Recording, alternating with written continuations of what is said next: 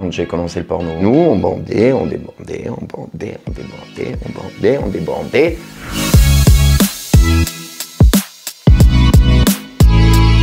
Bah salut, c'est Sébastien Barriot. Je suis là pour me confier à En Vrai.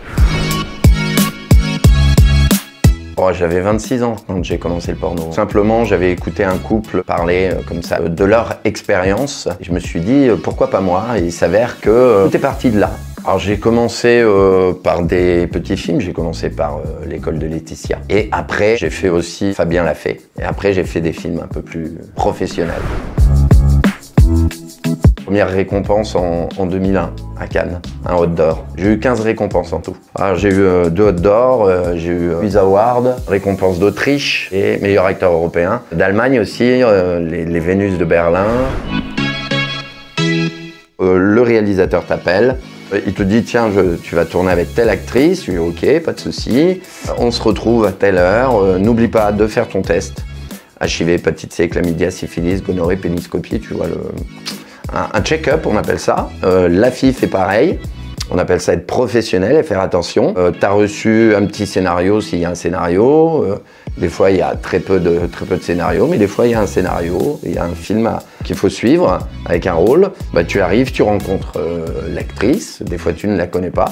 Tu la rencontres, tu fais connaissance, tu installes un petit feeling avec elle, ce qui est bien.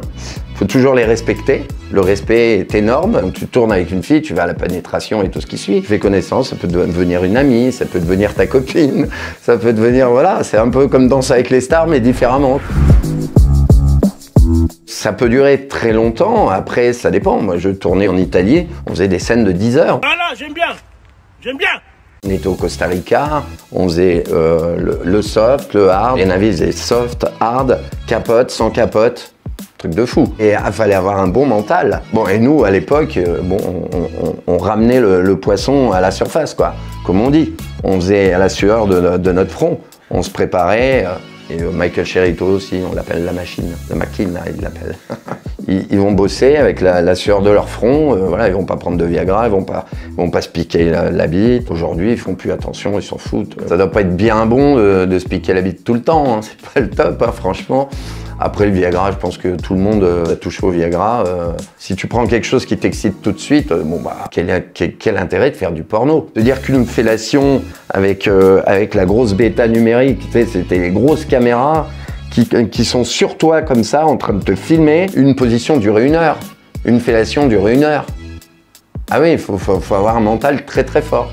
Et nous, on bandait, on débandait, on bandait, on débandait, on bandait, on débandait. On disait, bon, bah, lui, il prend rien, ça c'est clair, hein. Restez naturel.